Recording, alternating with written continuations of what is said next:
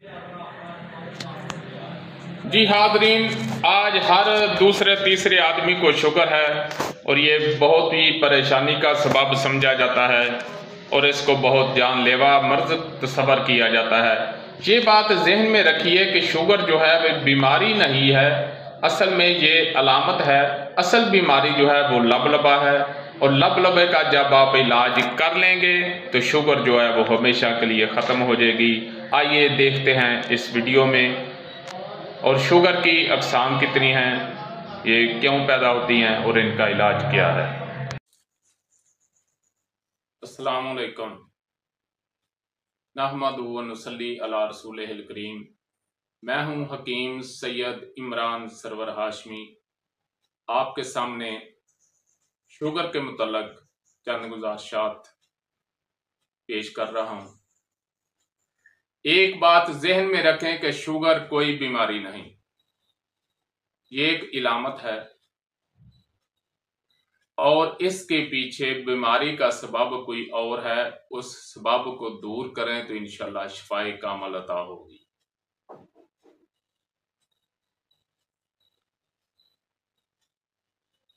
जब तहरीक बढ़ती है तो तहरीक के सबब तस्कीन का अमल शुरू होता है, तो फिर शुगर जो है वो रूनमा होती है, शुगर की इलामत फिर जाहिर होती है। यानी यूं समझ लें कि यह तस्कीन का मर्ज है। तो लबलबा जो है वो मीठे को हजम नहीं करता, तो खून में इसकी मकदार जो है वो ज्यादा हो जाती है। तिब्बी ज़बान में इसको हलवा तो दम कहते हैं और अंग्रेजी में इसको शुगर कहते हैं।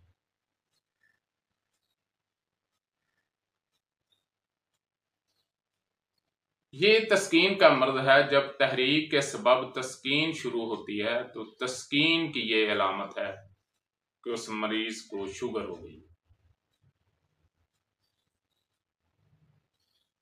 जो लबलबा है, जिसने इसको हजम करना है, या वो तहरीक में होगा या तस्कीन में होगा या तहलील में होगा, तो तीनों सूरतों में शुगर होगी।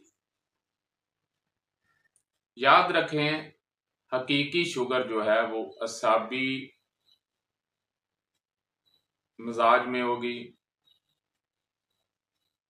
और इसकी मकदार जो है वो बहुत ज्यादा होगी। ये रतूबत के गलबा की वजह से होगी। इसमें लबलबा जो है वो तहलील में चला गया है, वो काम ही नहीं कर रहा, बेजान हो गया है, तो शुगर की मकदार जो है वो ज्यादा हो जाएगी। लौंग और दालचीनी के कावे से आपको अफाका होगा।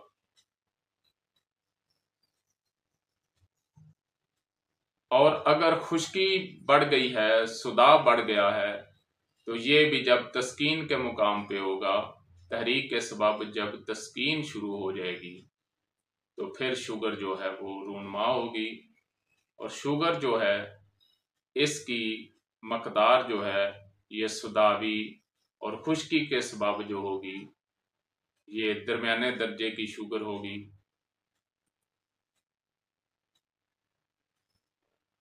ये बहुत ज्यादा हाई नहीं होगी, होगी ज्यादा लेकिन बहुत ज्यादा नहीं होगी। इसको आपने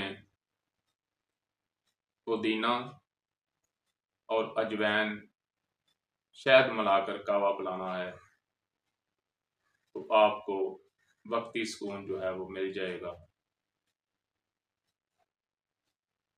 और गर्मी के सबब जब जिस्म में सफरा ज्यादा हो जाता है, तो फिर आपकी शुगर किसी वक्त बढ़ जाती है और किसी वक्त कम हो जाती है कि आपको मीठा खिलाना पड़ता है। इसमें आपने छोटी इलायची, सौंफ, जीरा सफेद वगैरह का कावा देना है मीठा डालकर। और तिब यूनानी, तिब इस्लामी, क़ानून मुफ़रदा से आप इलाज कराएं, इंशाल्लाह आपका मुकम्मल इलाज होगा।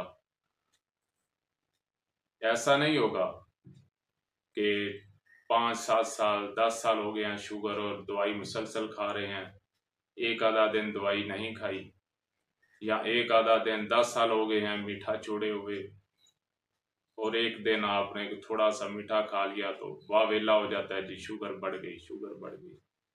वे जो 10 साल आपने एक चीज खाई नहीं वो बढ़ गई, जो खाते रहे हैं वो क्यों नहीं बढ़ी।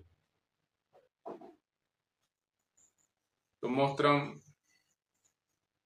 इंसुलिन जो लगाई जाती है उसके साइड इफेक्ट मोहतरम डॉक्टर हजरात अक्सर बताते हैं, काफ़ी डॉक्टरों से हमारी दोस्ती भी है, वो बताते हैं कि इससे नज़र भी कमज़ोर हो जाती है, हाथ पांव काटने पड़ते हैं, गुर्दे डायलिसिस कराने पड़ते हैं मुसलसल इंसुलिन लगाने के जो साइड इफेक्ट हैं। पाकिस्तानी देसी जड़ी बूटियां इस्तेमाल करें, उससे आपको साइड इफेक्ट भी नहीं होगा और इंशाल्लाह फ़ायदा होगा, और कुछ देर के बाद दवाई से आपकी जान छूट जाएगी। आप किसी काबल माहिर तिब यूनानी व क़ानून मुफ़रदा के हकीम से अपना इलाज कराएं। वमा अलैना इल्लल बलाग।